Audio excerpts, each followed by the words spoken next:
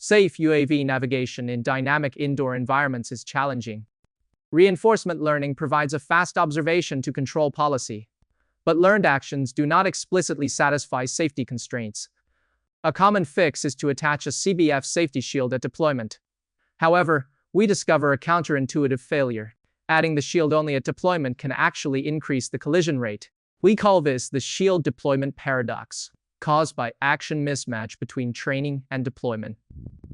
To fix this, we propose CBF-T-PPO. As shown in the framework, the policy outputs a raw velocity command. The CBF filter projects it into a safe action.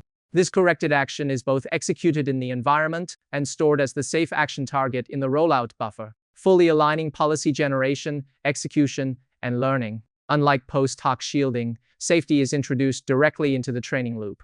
The policy no longer optimizes over raw actions that the shield will later override. Instead, it learns from CBF-corrected actions from the very beginning. This has two effects.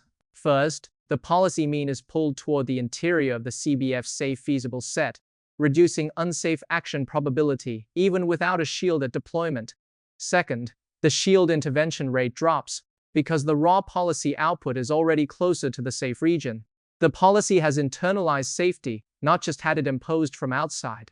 We validate in Gazebo and deploy on a real FX310 quadrotor under ROS1, with faster LIO for state estimation and a YOLO-style perception pipeline for dynamic obstacle detection without any retraining. In cluttered indoor environments with moving pedestrians, CBFT-PPO navigates safely and efficiently. Safety is internalized during training, not patched on at deployment.